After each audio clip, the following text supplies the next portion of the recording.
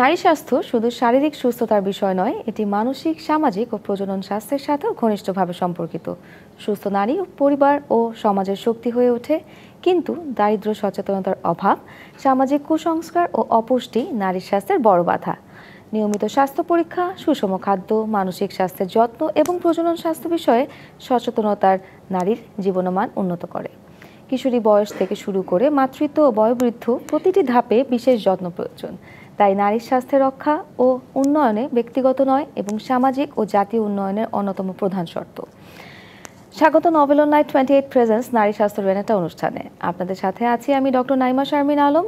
আজ আমাদের আলোচনার বিষয় মেনোপজ, জীবনের নতুন অধ্যায়। আলোচনা করতে আমাদের সাথে আজকে উপস্থিত আছেন বাংলাদেশ মেডিকেল ইউনিভার্সিটির রিপ্রোডাক্টিভ এন্ডোক্রাইনোলজি এবং ইনফার্টিলিটি ডিপার্টমেন্টের সহযোগী অধ্যাপক ডক্টর ফারজানা দিবা ম্যাডাম। আসসালামু আলাইকুম ম্যাডাম, কেমন আছেন? ওয়ালাইকুম আসসালাম, ভালো আছেন? আমি ভালো আছি ম্যাডাম, আপনাকে অনেক ধন্যবাদ আপনার ব্যস্ত সময় থেকে সময় দেওয়ার জন্য। দর্শক, আমাদের স্ক্রিনে দেখানো নম্বরে আপনারা ফোন করে নিতে পারেন এবং চিকিৎসকের পরামর্শ সরাসরি লাইভের মাধ্যমে নিতে পারবেন। আমাদের স্ক্রলে যে নাম্বারটি দেওয়া আছে সেটাতেই কল করে আমাদের সাথে যোগাযোগ করতে পারবেন। ম্যাডাম, আমাদের আজকের আলোচনার বিষয় যেহেতু মেনোপজ, আসলে এই টার্মটার সাথে অনেকে হয়তো বা পরিচিতও না, বাট একটা নারীর জীবনে তো এই মেনোপজ আসবেই কোনো না কোনো সময়। আসলে মেনোপজ কি এবং কোন বয়সে নারীদের হয়ে থাকে, যদি সেই বিষয় নিয়ে শুরুতে একটু বলতেন। ধন্যবাদ নাইমা। মেনোপজ শব্দটা আসলে খুব কমনলি আমরা ইউজ করি না, কাজে মেনোপজ সম্বন্ধে একটা মিসকনসেপশন অনেকের আছে। মেনোপজ কথাটার অর্থ যদি বাংলায় আমরা সরাসরি চিন্তা করি, এটা মানে হচ্ছে ঋতুবন্ধ, অর্থাৎ একটা মেয়ে মানুষের মাসিকটা কমপ্লিটলি বা পুরোপুরি বন্ধ হয়ে যাওয়াকে মেনোপজ বলে। তো মেনোপজ আসলে একবারেই বলা যাবে না, কারণ অনেক কারণেই তো মেয়েদের মাসিক বন্ধ থাকে। তো এটা যদি 40-এর উপরে বয়স হয় এবং এই মাসিকটা যদি 1 বছরের বেশি সময় বন্ধ থাকে, 1 বছর পরে আমরা বলতে পারবো যে মহিলা বা নারীটি মেনোপজে পৌঁছেছেন। জি ম্যাডাম, আসলে এই মেনোপজটা কোন বয়স থেকে শুরু হয় বা এটা কি সবারই একটা নির্ধারিত বয়সের মধ্যে হয়ে থাকে? আসলে মেনোপজের একটা স্পেসিফিক বয়স তো অফকোর্স আছে, কিন্তু একদম নির্দিষ্ট বয়স এই বয়সেই হবে বলা যাবে না। তবে 47-48 এই বয়স পর্যন্ত বয়সে সাধারণত মেনোপজ হয়। তবে যেটা হয় যে এটা 40-এও হতে পারে, এটা গিয়ে 52-53-তেও হতে পারে, এটা স্পেসিফিক্যালি বলা যাবে না এই বয়সে হবে। তবে ব্যাপারটা হচ্ছে যে 40-এর আগে যাদের মেনোপজ হয় তাদেরকে আমরা প্রিম্যাচিউর মেনোপজ বলি, অর্থাৎ সময়ের আগে মেনোপজ হয়ে যাওয়া। এবং যেটা 45-এর আগে হয়, 40 থেকে 45, এই যে সময়টাকে আমরা বলি আর্লি মেনোপজ, অর্থাৎ আগে আগে মেনোপজ হয়ে গেল। আমাদের স্বাভাবিকভাবে আমাদের এক্সপেকটেশন থাকে 45-এর পরে মেনোপজ হবে, 47-48 বা 50-এ গিয়ে। অনেক ধন্যবাদ ম্যাডাম। ম্যাডাম, এই মেনোপজে তো নিশ্চয়ই কোনো লক্ষণ আছে বা কোনো উপসর্গ আছে যেগুলো আসলে মাসিক বন্ধ হওয়ার আগেই তারা দেখা যেতে পারে, তো সেই ক্ষেত্রে সেগুলো কি আছে? মেনোপজ আসলে জীবনের একটা স্বাভাবিক চেঞ্জ, যেটাকে আমরা বলি। একটা মেয়ে যখন জন্ম নেয়, ধরো মেয়ে শিশু, তখন হয় কি যে মেয়েটা আস্তে আস্তে বড় হয়, বড় হয়ে মাসিক হয়। মাসিক হওয়ার পরে মেয়েটা একটা রিপ্রোডাক্টিভ এজে ঢোকে, অর্থাৎ ওই সময় মেয়েটা প্রজননক্ষম থাকে, কারণ তার ওভারি কাজ করতে থাকে, ডিম্বাশয়গুলোতে প্রত্যেক মাসে ডিম তৈরি হয় এবং কিছু কিছু হরমোন সাপ্লাই হয়, মেয়েদের হরমোন যেটা ইস্ট্রোজেন। এটা আস্তে আস্তে বয়সের সাথে সাথে যখন কমে আসে, তখন ডিম যেমন কমে আসে, মহিলার যে ক্ষমতা ছিল মা হওয়ার সেটা যেমন শেষ হয়ে যায়, সেই সাথে কিছু হরমোন আছে যেটা ওভারি থেকে রিলিজ হয়, যেমন ইস্ট্রোজেন, মেয়েদের হরমোন, মেয়েদের সৌন্দর্যের জন্য দায়ী। তো এই হরমোনটা আস্তে আস্তে কিন্তু শেষ হয়ে যায়। কাজে মেনোপজের লক্ষণ শুধু এটা না যে মাসিক বন্ধ হয়ে গেল, মহিলার যেটা হয় যে বাচ্চা আসার ক্ষমতাটাও চলে যাচ্ছে। সেই সাথে যে জিনিসটা হচ্ছে যে কিছু কিছু হরমোন ডেফিসিয়েন্সির জন্য কিছু সিমটম দেখা যায়, যেমন হট ফ্ল্যাশ বলে একটা সিমটম আছে, হঠাৎ করে গরম লাগা, গরমে অস্থির হয়ে গেল, ফ্যান ছেড়ে দিল বা এসি ছেড়ে দিল, একটু পরে ঠান্ডা হয়ে গেল, পুরোপুরি ঘেমে ঠান্ডা হয়ে গেল, নাইট সোয়েট, রাত্রে ঘাম হওয়া, ঘুম ভেঙে যাওয়া, বুকের ভিতর ধড়ফড় করা, মেজাজটা খিটখিটে হয়ে থাকে সব সময়, অনেক কিছু ভুলে যাচ্ছেন, হাড্ডিতে ব্যথা, মাসেলে ব্যথা, শরীরে ব্যথা, সকালে ঘুম থেকে উঠতে পারছেন না ব্যথার জন্য, একটু অবসাদ লাগা, ক্লান্তি লাগা, বিষাদগ্রস্ত হওয়া, মনটা ভালো লাগে না, একটা এমটি ফিলিংস, এই ধরনের ব্যাপারগুলো কিন্তু মেনোপজে খুবই স্বাভাবিক। ধন্যবাদ ম্যাডাম। অনেক সময় দেখা যায় যে হাজবেন্ডের সাথেও কিন্তু একটা গ্যাপ সৃষ্টি হয়ে যায়, বা সে পারিবারিকভাবে বা সামাজিকভাবে মনে করে যে আমার মাসিকটা বন্ধ হয়ে গিয়েছে, এখন হয়তো বা আমার দিকে আর কেউ দেখবেই না, বা সে একটা ডিপ্রেশনে চলে যায়। তো এই ব্যাপারটা কতটা স্বাভাবিক ম্যাডাম, এবং আপনারা যে রোগী দেখছেন আপনাদের এক্সপিরিয়েন্সটা একটু শেয়ার করুন। আসলে হাজবেন্ডের সাথে গ্যাপ কি মহিলার জন্য তৈরি হয়, সব সময় নাকি না। ফ্যামিলিতে তার এই প্রবলেমগুলো অ্যাড্রেস করছে না সেজন্য তৈরি হয়? আসলে এটা তো একটা প্রবলেম, এটা কিন্তু একটা ফিজিওলজিক্যাল প্রবলেম, যেটা আমরা বলছিলাম যে হরমোনটা নাই আমার শরীরে, ইস্ট্রোজেনের অভাব। এই ইস্ট্রোজেনের অভাবে প্রবলেমগুলো তৈরি হচ্ছে। সেই সাথে মহিলার মাসিক বন্ধ হয়ে গেছে, সারা জীবন মাসিক মানে একটা মহিলা চিন্তা করছে আমার ক্ষমতা রয়েছে বাচ্চা আসার, আমি একজন নারী, হঠাৎ করে মাসিকটা উঠে গেল, একটা ডিপ্রেশন তো অবশ্যই কাজ করবে। এই কাজ করা থেকেই কিন্তু কিছুটা ডিপ্রেশন হয়। তারপরে যখন ফ্যামিলির সবাই চিন্তা করে যে কেন এরকম করছে, হঠাৎ করে মেজাজ খারাপ হয়ে যাচ্ছে, রাগ হচ্ছে, অস্থিরতা দেখা যাচ্ছে, ভুলে যাচ্ছে সব কিছু, যে মহিলা সারা জীবন সব কাজগুলো একটা স্পেসিফিক টাইমে করতো, একটা নির্দিষ্ট ওয়েতে করতো, ওই জিনিসগুলো চেঞ্জ হয়ে গেল। তখন আসলে ফ্যামিলির কেউ যদি এটা অ্যাড্রেস না করে, বেসিক্যালি হাজব্যান্ড, তাহলে একটু গ্যাপ তো তৈরি হতেই পারে। জি ধন্যবাদ ম্যাডাম। আমরা আপনার কাছ থেকে শুনছিলাম যে শারীরিকভাবে এবং মানসিকভাবে কি কি পরিবর্তন হতে পারে, কিন্তু এইটুকু আমরা বলতে চাই আসলে যে মেনোপজ কোনো রোগ নয়, এটা একটা স্বাভাবিক প্রক্রিয়া যেটা সব নারীদেরই বয়সের সাথে সাথে নিতে হবে। ম্যাডাম, এখন একটু জানতে চাই যে আসলে কোনো পরীক্ষা নিরীক্ষার প্রয়োজন আছে কিনা, বা এটা কি আসলে 1 বছর টানা মাসিক বন্ধ থাকলেই আমরা মেনোপজ ডিক্লেয়ার করতে পারবো কিনা? হ্যাঁ, অবশ্যই। যদি 1 বছর 40-এর পরে 1 বছর টানা মাসিক বন্ধ থাকে এবং ওই লক্ষণগুলো যেগুলো আগে আমরা বললাম ওগুলো থাকে, আমরা মেনোপজ বলতে পারবো। তবে 40-এর আগে যখন এই লক্ষণগুলো দেখা দেয় অথবা মাসিক বন্ধ থাকে, তখন আসলে আমাদের কিছু ইনভেস্টিগেশন বা পরীক্ষা নিরীক্ষায় যেতে হয়। কারণ আমাদের যদি আমরা সামাজিক পার্সপেক্টিভে চিন্তা করি অথবা পুরা বিশ্বের পার্সপেক্টিভে চিন্তা করি, ব্যাপারটা এরকম যে আগে কিন্তু গড়াই অনেক কম ছিল, এখন কিন্তু বাংলাদেশের গড়াই অনেক বেশি। যার কারণে আমরা চিন্তা করি যে মেনোপজ হওয়ার আগে ফ্যামিলিটা কমপ্লিট করার মতো অনেকে কিন্তু ক্যারিয়ার ওরিয়েন্টেড হয়েছে, মেয়েরা শিক্ষিত হচ্ছে, চাকরি করছে, অনেকে কিন্তু বাচ্চা নিতে একটু ডিলে করছে। কাজেই অনেকে আসে কি অনেক দেরিতে লক্ষণগুলো নিয়ে আমাদের কাছে আসে, হয়তো 40 হয় নাই, 40-এর কাছাকাছি বয়স, তখন লক্ষণ নিয়ে আসে। তখন কিন্তু আমাদের কিছু ইনভেস্টিগেশন করতে হয়। এগুলোকে আমরা প্রিম্যাচিওর মেনোপজের লক্ষণ হিসেবে যখন চিন্তা করি, তখন এটা আইডেন্টিফাই করার জন্য আমরা ইনভেস্টিগেশন করি। আদারওয়াইজ শরীরের যে স্বাভাবিক প্রক্রিয়া, অর্থাৎ 45-এর পরে আস্তে আস্তে যে চেঞ্জগুলো হয়, এটার জন্য কোনো ইনভেস্টিগেশনের প্রয়োজন হয় না। ধন্যবাদ ম্যাডাম। আপনি বলছিলেন যে আসলে বয়সের আগেই যদি কারো মেনোপজ হয়ে যায়, তো এটাও যেরকম একটা সিচুয়েশন, অনেক সময় দেখা যায় যে কোনো নারীর হয়তো বা জরায়ুতে টিউমার ছিল, পুরো জরায়ুটাই ফেলে দিতে হয়েছে, সেই সময় আমরা একটা টার্মের সাথে পরিচিত আসলে সার্জিক্যাল মেনোপজ, তো সেটাও কি আসলে স্বাভাবিকভাবে এইভাবে যাবে কিনা?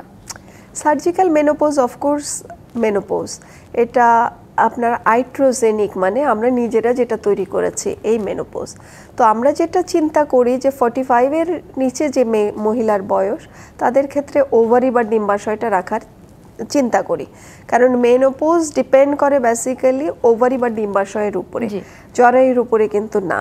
জরায়ু চলে গেলেও কিন্তু মাসিকটা উঠে গেল ঠিক আছে, কিন্তু ওভারি বা ডিম্বাশয় থেকে প্রত্যেক মাসে মাসে কিন্তু ডিমটা যেমন রিলিজ হচ্ছে, সেই সাথে ইস্ট্রোজেনের সাপ্লাইটা কিন্তু কন্টিনিউয়াস থাকছে, যার কারণে যার শুধু ইউটেরাস ফেলে দিয়েছে সে কিন্তু মেনোপোজাল সিনড্রোমে ওভাবে ভুগবে না। যার ইউটেরাসের সাথে কোনো কারণে ওভারি ফেলে দিতে হয়েছে, যেমন এন্ডোমেট্রিওসিস বা চকলেট সিস্ট এই রোগটাতে, বা অন্য কোনো ক্যান্সার জাতীয় রোগে, সেক্ষেত্রে কিন্তু তার মেনোপোজাল সিমটমগুলো হবে। তো নর্মাল মেনোপোজে কি হয়, আস্তে আস্তে হরমোন ফুরিয়ে যাচ্ছে, আস্তে আস্তে ডিম ফুরিয়ে যাচ্ছে, মহিলা শারীরিকভাবে দেখা যায় যে কিছুটা হলেও এই মেনোপোজাল সিমটমের সাথে অ্যাডজাস্ট করে নিতে পারে। কিন্তু যাদের সার্জিক্যাল মেনোপজ, তাদের কি হয়, হঠাৎ করে ওভারি চলে যাচ্ছে, ডিম্বাশয় চলে যাচ্ছে, ইউটেরাস চলে যাচ্ছে, হঠাৎ করে মেনোপোজাল সিমটমগুলো চলে আসলো, তখন কিন্তু এই সিমটমগুলো অনেক বেশি ইন্টেন্স হয়, অনেক বেশি কষ্টকর হয়। ধন্যবাদ ম্যাডাম। দর্শক, আপনারা দেখছেন নভেল অন লাইট 28 প্রেজেন্স নারী স্বাস্থ্য ভেনেটায়। নিচ্ছি একটি বিরতি, আমাদের সঙ্গেই থাকুন। আবারও স্বাগত ডিবিসি নিউজের সাপ্তাহিক আয়োজন স্বাস্থ্য বিষয়ক অনুষ্ঠান নভেলন লাইট 28 প্রেজেন্স নারী স্বাস্থ্যের রেনেটা। আজকের আলোচনার বিষয় মেনোপজ, জীবনের নতুন অধ্যায়। আলোচনায় আমাদের সাথে স্টুডিওতে উপস্থিত আছেন Bangladesh medical university reproductive endocrinology এবং ইনফার্টিলিটি ডিপার্টমেন্টের সহযোগী অধ্যাপক doctor Farzana Dipa madam. Madam, আমরা বিরতির পরে এখন আপনার কাছে একটু জানতে চাই যে আসলে অনেক সময় আপনি বলছেন যে প্রি ম্যাচিউর মেনোপজ হয়ে যাচ্ছে, তো আসলে প্রি ম্যাচিউর মেনোপজের সমাধানটা কি, বা বয়সের আগেই যদি মেনোপজ হয়ে যায় সেই ক্ষেত্রে কোনো সমাধান আছে কিনা? যেটা বারবার বলছি, ন্যাচারাল প্রক্রিয়া, কাজেই এর কোনো সমাধান নাই, এটা আপনাকে মানতেই হবে, এটা মেনে নেওয়াটাই সমাধান আসলে। জি। তবে প্রিম্যাচিউর মেনোপজে যে জিনিসগুলো আমরা ফেস করি, কিছু চ্যালেঞ্জ ফেস করি। চ্যালেঞ্জের মধ্যে যেটা হয় যে যদি ফ্যামিলি কমপ্লিট না থাকে, ধরেন মেইন ইয়ার তো যে বাচ্চা আর হবে না, কারণ ডিম ফুরিয়ে যাচ্ছে। কাজে প্রিম্যাচিউর মেনোপজ যদি হয়েই যায় তখন আমাদের কিছু করার থাকে না, তখন আমাদের ডিমটাকে ধার করতে হয়, এটাকে বলে ওভাম ডোনেশন, মানুষের কাছে ধার করতে হয়। আর যদি কোনো কারণে মেনোপোজাল সিমটম নিয়ে আসলো আমাদের কাছে, আমরা দেখলাম হরমোনাল প্রোফাইল দেখে যে কিছুটা হলেও সম্ভাবনা রয়েছে ওনার, মানে ওভারিয়ান রিজার্ভটা কমে গেছে, যেটাকে ডিক্রিজ ওভারিয়ান রিজার্ভ বা ডিওআর বলি আমরা, এবং মেনোপোজের দিকে খুব আর্লি চলে যেতে পারে, তখন কিন্তু আমাদের কিছু অপশন থাকে, আমরা ওনার ডিম দিয়ে কাজ করতে পারি। এটা হচ্ছে যে স্পেশালি ওনার ডিমটাকে আমরা ইনজেকশনের মাধ্যমে বড় করে ডিমগুলোকে কালেক্ট করে শুক্রাণুটাকে ডিম্বাণুর সাথে মিশাই, এটা টেস্ট টিউবে হয় বলেই এটা টেস্ট টিউব বেবি বলা হয়। তো তারপরে এটাকে আমরা ট্রান্সফার করে দেই। তবে খুব বেশি দেরি হলে, যদি হরমোন প্রোফাইল অনেক খারাপ হয়ে যায়, আপনার ওভারিতে ডিমের পরিমাণ একদম কমে যায়, সেক্ষেত্রে এর সম্ভাবনা কিন্তু মানে সাকসেস রেট কিন্তু ফল করতে থাকে। কাজেই আমরা যদি মনে করি যে ফ্যামিলি আমাদের জন্য ইম্পর্টেন্ট ইস্যু, তাহলে কিন্তু ফ্যামিলি কমপ্লিট করার পরেই কিন্তু ক্যারিয়ারটাকে মানে আমাদের দুটোকে ব্যালেন্স করতে হবে অবশ্যই। ধন্যবাদ ম্যাডাম। আপনার কাছে এখনো জানতে চাইছি যে আসলে সবার জন্যই কি এই মেনোপজের চিকিৎসার প্রয়োজন আছে, নাকি আসলে শুধুই উপসর্গ দেখে চিকিৎসাটাই মেইন? আবার বলি, এটা কিন্তু শারীরিক প্রক্রিয়া, যেটা স্বাভাবিকভাবে প্রত্যেকটা মহিলাই মেনোপজে যাবে, এটাই স্বাভাবিক। কাজেই এটা কি 100% মহিলা চিকিৎসা করা সম্ভব, অথবা এটা কি প্রয়োজন আছে কিনা? উত্তর হচ্ছে যে না, অবশ্যই না। সব মহিলা যারা বৃদ্ধ হয়ে যাচ্ছে বা বয়স হয়ে যাচ্ছে, বৃদ্ধ বলবো না, মেনোপজ একটা নতুন অধ্যায় আপনার জীবনের, তো দেখা যায় যে সবার কিন্তু চিকিৎসার প্রয়োজন হয় না। আমাদের কিছু শারীরিক পরিবর্তন, কিছু জীবনযাত্রার পরিবর্তনের মাধ্যমে কিন্তু আমরা এই জিনিসগুলোর সাথে অ্যাডজাস্ট হতে পারি। আর কিছু আছে যেটাকে আমরা লাইফস্টাইল মডিফিকেশন বলি। আর কিছু মহিলা আছে, কিছু অল্প পার্সেন্টেজের মহিলা, যাদের ক্ষেত্রে কিন্তু হরমোন রিপ্লেসমেন্ট থেরাপি লাগে, কারণ সিমটমগুলো হচ্ছে হরমোনের অভাবে। কাজেই হরমোন রিপ্লেসমেন্ট থেরাপি দিয়ে কিন্তু আমরা এই প্রবলেমগুলো সলভ করতে পারি, এই যে শারীরিক অসুবিধা এগুলোকে সলভ করতে পারি। কারণ মেনোপজ মানে শুধু শারীরিক অশান্তি এটা কিন্তু না, এটার কিন্তু একটা লং টার্ম কনসিকুয়েন্স অবশ্যই রয়েছে। হাড্ডি ক্ষয় যেতে পারে, যেটাকে অস্টিওপোরোসিস বলে, অথবা হার্টের কিছু প্রবলেম দেখা দিতে পারে, কিছু ডিমেনশিয়া বা ব্রেনের কিছু প্রবলেম দেখা দিতে পারে, ভুলে যাওয়া যেটাকে বলছিলাম। কাজেই এগুলোকে প্রিভেন্ট করতে হলেও কিন্তু আমাদের হরমোন রিপ্লেসমেন্ট থেরাপি লাগবে। কাজেই মেইনলি মেনোপজ যারা অ্যাপ্রোচ করছেন তাদের জন্য লাইফস্টাইল মডিফিকেশন ইজ এনাফ। তারপরেও লাইফস্টাইল মডিফিকেশনের পরে যাদের কাজ হয় না, তাদের ক্ষেত্রে আমরা নন হরমোনাল কিছু মেডিকেশন দিয়ে দেখি যে কাজ হচ্ছে কি না। তারপরেও যদি সেটাতে কাজ না হয়, সেই ক্ষেত্রে অথবা প্রিম্যাচিউর মেনোপোজের ক্ষেত্রে আমরা HRT অথবা হরমোন রিপ্লেসমেন্ট থেরাপিতে যাই। ধন্যবাদ ম্যাডাম। আমরা একটু এখন জানতে চাই সবচেয়ে যে বড় বিষয়টি আসলে লাইফস্টাইল মডিফিকেশন। তো এই মেনোপোজ বা প্রিম্যাচিউর মেনোপোজ বা যে কোনো ধরনের আসলে এরকম হরমোনের সমস্যার জন্য লাইফস্টাইল মডিফিকেশনটা কেমন হবে এবং কি ধরনের খাদ্যাভ্যাসে তাদেরকে থাকতে হবে? Lifestyle modification is for all. আমারও লাগবে, আপনারও লাগবে, সবারই লাগবে। কাজেই যে কোনো প্রবলেম সলভ করতে হলে তো কিছুটা লাইফস্টাইল মডিফিকেশন লাগবে। তো লাইফস্টাইল মডিফিকেশনের মধ্যে আমরা কি কি চিন্তা করি?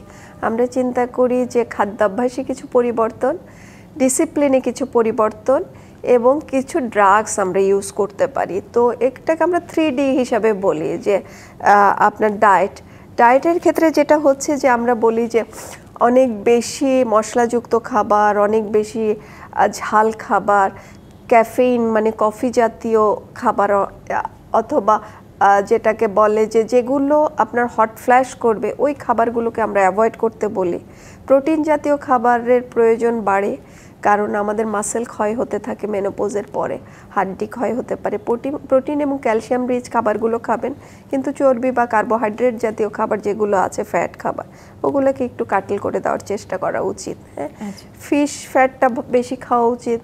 আমরা রেড মিটটা কম খেতে বলি, লিফি ভেজিটেবলগুলো বেশি খেতে বলি, এটা যেমন একটা প্রয়োজন। সেই সাথে ডিসিপ্লিন বলতে আমরা রেগুলার একটা এক্সারসাইজ, একটা মিডিয়াম ইন্টেন্সিটিতে, যেটা মানে মোটামুটি একটা খুব হালকা এক্সারসাইজও না, খুব ভারী এক্সারসাইজও না, এরকম একটা এক্সারসাইজ করতে পারি। আমরা বলি যে অন্তত সপ্তাহে 150 মিনিট হাঁটতে পারেন, প্রতিদিন 20 মিনিট অথবা সপ্তাহে করে 150 মিনিট হাঁটতে পারেন। এটা খুব অ্যাক্টিভ থাকতে হবে, নিজেকে সোশ্যালি অ্যাক্টিভ থাকতে হবে, তাহলে ডিমেনশিয়াটা কম হবে, ভুলে যাওয়াটা কমে যাবেন। এটা আর কিছু ওষুধ ইউজ করি, যেটা হচ্ছে যে ক্যালসিয়াম জাতীয় ওষুধ ইউজ করি, হাড্ডি ক্ষয়টাকে প্রিভেন্ট করে। কিছু মেডিকেশন আছে যেগুলো নন হরমোনাল, যেমন ব্ল্যাক কোষ আমরা ইউজ করি, রেড ক্লভ, এই জিনিসগুলো কিছু কিছু নন হরমোনাল মেডিকেশন আছে। আর খুব বেশি যদি মন খারাপ লাগে এরকম কিছু অ্যান্টিডিপ্রেসেন্টও আমরা ইউজ করি। তো এগুলো আসলে স্পেশালিস্ট ডিসাইড করবে কোনটা আপনার লাগবে না লাগবে। ম্যাম যেহেতু বলছিলেন আসলে যে ডিপ্রেশনে যাচ্ছে, সো মেন্টাল ওয়েলবিং এর জন্য মানে অনেক সময় দেখা যায় যে আমরা ডক্টররা পেশেন্টদেরকে হয়তো বা সাইকোলজিস্টের কাছে বা সাইকিয়াট্রিস্টের কাছে রেফার করছি, একটু কাউন্সেলিং করে আসলে হয়তো বা তাদের ভালো লাগবে। সো ম্যাডাম এইটা অনেকেই নেগেটিভলি দেখে যে হ্যাঁ সাইকিয়াট্রিস্টের যে কাছে যাব, কেন যাব, আমার তো কোনো অসুবিধা নেই। তো ম্যাডাম এই বিষয়ে আপনার কিছু বলার আছে কিনা? সাইকিয়াট্রিস্টদের কাছে অবশ্যই আমরা পাঠাবো, কিন্তু কখন পাঠাবো? ফ্যামিলিয়াল এনভায়রনমেন্ট ভালো, সবাই ওনাকে সাপোর্ট করছে, তারপরে উনি একা ফিল করছে সেখানে।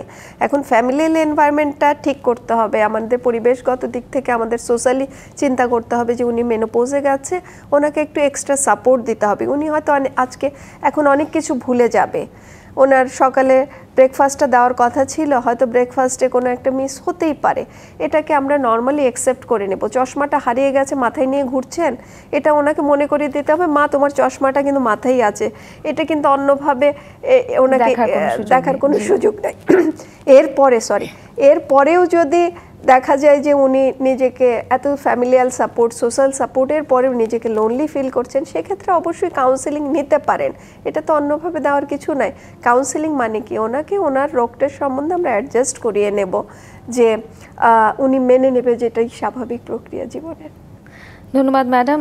ম্যাডাম আপনি যেহেতু ইনফার্টিলিটি নিয়ে দীর্ঘদিন কাজ করছেন, তো অনুষ্ঠানে এই পর্যায়ে আপনার কাছে একটু জানতে চাই যে অনেক সময় দেখা যায় যে 45 ইয়ার্স 46 ইয়ার্সের নারীরা আসছে, হয়তো বা তাদের কোনো ব্যাড অবস্টেট্রিক হিস্ট্রি আছে বা কোনো একটা অ্যাক্সিডেন্ট আছে যে বাচ্চা মারা গিয়েছে, বড় বাচ্চাই ছিল, এখন আবার বাচ্চা নিতে চাইছে, বাট হয়তো বা হরমোন টেস্ট করে দেখা গেল যে তার একদমই মেনোপজ হয়ে গিয়েছে বা ডিম্বাশয় অনেক কমে গেছে। তো সেই ক্ষেত্রে আসলে কিভাবে ডিসিশনগুলো দিচ্ছেন? এটা নিশ্চয়ই আপনাদের কাছে একটা কঠিন সময়, তো আপনার কাছে জানতে চাই। আমাদের বাংলাদেশের যদি সোশ্যাল পার্সপেক্টিভে ধরি বা রিলিজিয়াস পার্সপেক্টিভে ধরি, সেক্ষেত্রে আসলে আমাদের অন্য কোনো অপশন নাই, কারণ আমাদের বাংলাদেশে ওভাম ডোনেশন এখনও এথিক্যালি অ্যাকসেপ্টেড না। কাজে ovum donation is the treatment of choice, অর্থাৎ ডিম নিতে হবে মানুষের কাছ থেকে। এখন ডিম যদি আপনার আত্মীয় স্বজন কেউ দেয়, আপনার হাজব্যান্ড যদি মেনে নেয়, অথবা সোশ্যালি যদি অ্যাকসেপ্টেড হয়, ইটস ফাইন। অথবা কিছু আছে এমব্রায়ো ডোনেশন বলে, ভ্রূণ নেওয়া যেতে পারে। এগুলো হচ্ছে মডার্ন ট্রিটমেন্ট। আমাদের বাংলাদেশের পার্সপেক্টিভে এটা আসলে অ্যাকসেপ্টেবলও না, আমরা নিতেও পারি না, বলতেও পারি না। যেটা হয় যে আমরা অপশনগুলো দেই এখন, তারপরেও যেটা বলি সেটা হচ্ছে কাউন্সিলিং। কারণ 40-এর পরে আসলে বাচ্চা আসার সম্ভাবনা যেমন কমতে থাকে, বাচ্চা আসলেও নারী এবং গর্ভস্থ শিশুর অনেক ধরনের জটিলতা দেখা দেয়। একটা বয়সের পরে কিন্তু গর্ভস্থ শিশুর জন্মগত ত্রুটির সম্ভাবনা অনেক বেশি থাকে। ডাউন সিনড্রোম, অটিজম, এগুলো কিন্তু বাড়ে বয়সের সাথে সাথে। সেই সাথে নারী যখন এই প্রেগনেন্সিটা রান করাচ্ছেন তখন কিন্তু ওনার pregnancy related diabetes, hypertension, eclampsia, pre eclampsia এগুলোর চান্স কিন্তু অনেক বেশি বেড়ে যাচ্ছে। কাজে এটা মাথায় রেখে আমাদের আগাতে হবে। অনেক ধন্যবাদ ম্যাডাম আপনাকে আমাদের আজকের এই অনুষ্ঠানে আপনার ব্যস্ত সময় থেকে সময় দেওয়ার জন্য। দর্শক আপনারা দেখছেন নোবেল অন লাইট 28 প্রেজেন্স নারী স্বাস্থ্য রেনেটা। এই ছিল আমাদের আজকের মতো অনুষ্ঠান। ডিবিসি নিউজের সাথেই থাকুন সব সময়।